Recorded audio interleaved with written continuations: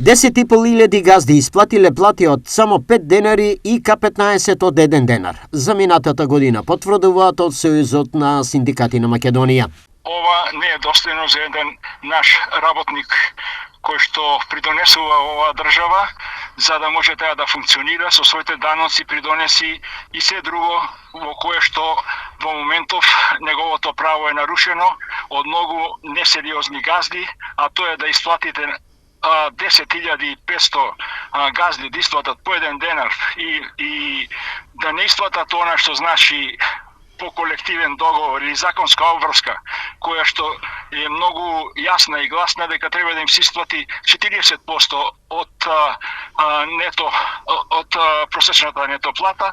Од Државниот инспекторат за труд велат дека пријави има, но доброто е што оваа година бројот на пријавите е помал. Да, точно е. Пријавите по оваа основа е помал за разлика од минатата година, но тоа не го амортизира проблемот со кој се соочуваат нашите инспектори, особено работниците. Изјави Весна Томовска, директор на Државниот инспекторат за труд. Иако бројот на пријави и поплаки е се помал и неспоредлив со оној од минатите години, сепак манипулации на штета на работниците се уште има и не во мал број.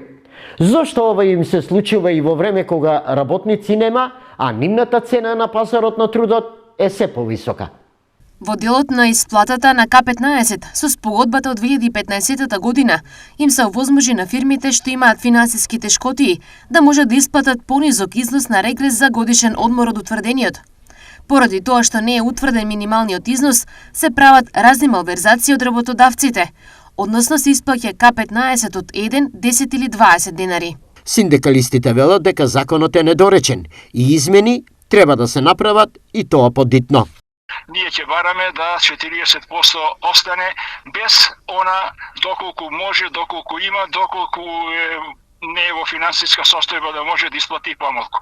Така да во чекор сме да ги унапредиме работничките права и мислам дека ние сме тие кои што ќе се избориме како досега и одсега да направиме нешто да повеќе нема вакви манипулации и да го понижуваат работникот во секој момент.